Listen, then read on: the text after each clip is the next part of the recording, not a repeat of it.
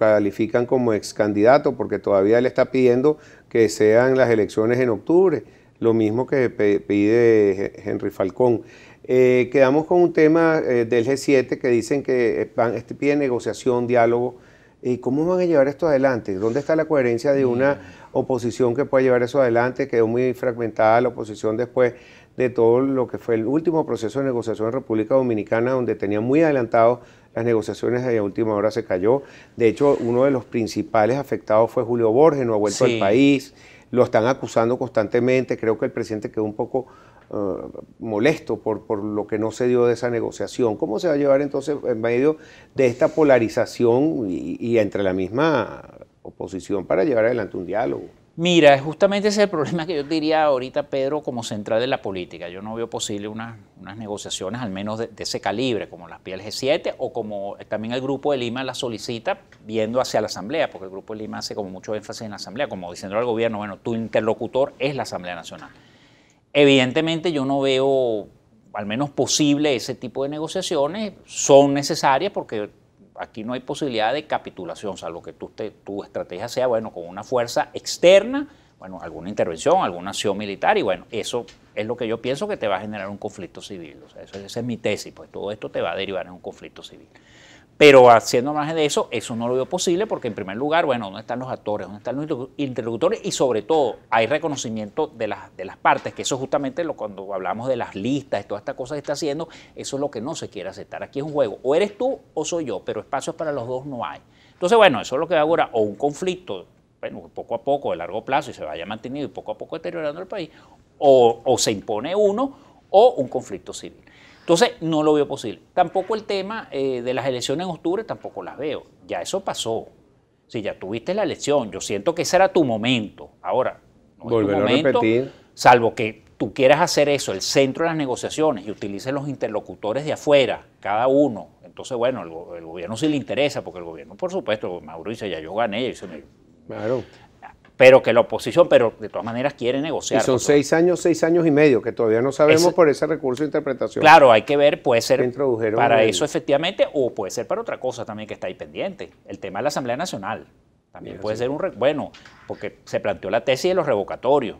Entonces también puede ser un recurso para eso. Yo no lo creo tampoco, pero el gobierno tiene su estrategia, va a sus avances, sus 2 pasos adelante, su paso atrás. Pero en todo caso, esas 2 opciones no las veo posibles en este momento. Justamente ahorita estamos en escasos de política, por eso hay la incertidumbre. O sea, para decirlo más sencillo, ¿cómo tú agarras la política? ¿De dónde te sostiene? Ya no quieres elecciones, tampoco quieres diálogo, tampoco tienes fuerza interna, tampoco tienes fuerza militar, si es que la tienes o la pides.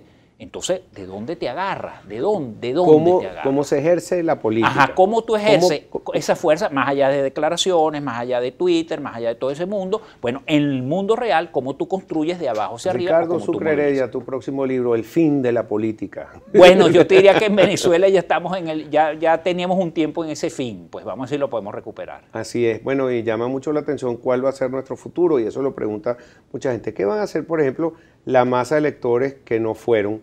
¿Cómo recuperas tú, siendo partido de oposición, la confianza para que regrese esa gente?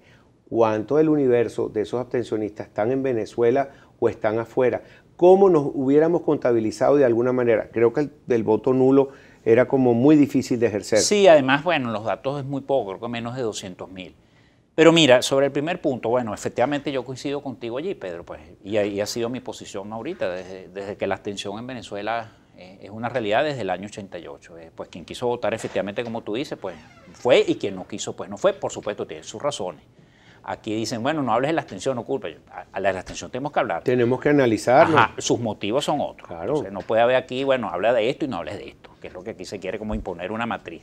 Entonces, quien no fue, tuvo sus razones, y razones de peso, que yo no sé las cuestiono. Hicieron también su peso. Porque, por supuesto. Porque no, el presidente Moro se reelige, pero no es la mayoría de los venezolanos. No, esa cifra, aunque la gente diga que tampoco se puede hablar de esas cifras, no, hay que hablar de esas cifras. Esas cifras para el gobierno no son nada buenas, ni la abstención ni la participación. Ahora que Jorge Rodríguez, bueno, la IVA, el 67%, nunca, bueno, eso es la propaganda, que mucha gente de la oposición también come casquillo con eso.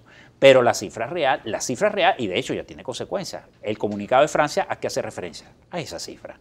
el comunicado de otros países que hace referencia a esa cifra, el de Inglaterra a esa cifra. Entonces no es que dice, no existió la elección, entonces no hablamos de eso. Bueno, tú dices que esos números no legitiman, no son representativos. No, o sea, no te dan la fuerza, así que tú puedes decir, bueno, porque la apuesta del gobierno también era, si hacemos una película previa, la apuesta del gobierno era la alta participación. Fíjate que en la constituyente hubo más participación que ahora, y son cifras que no están en la página web del CNE.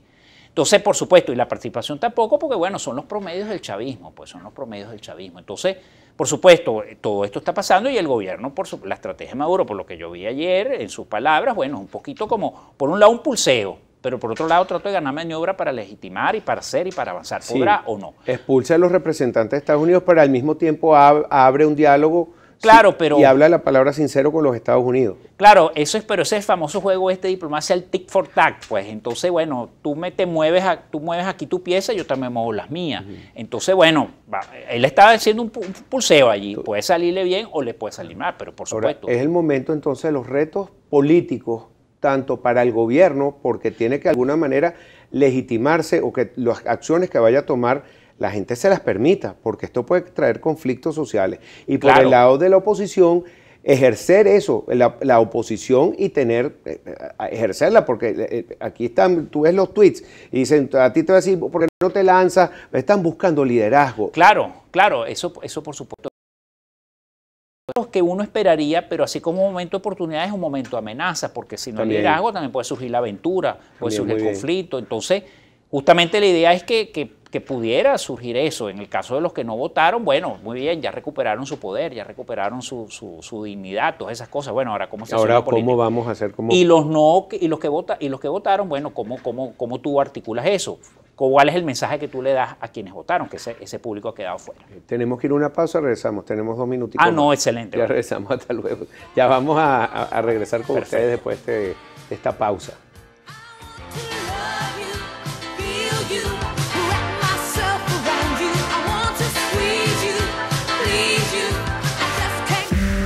Usted está viendo Con Todo y Pensini.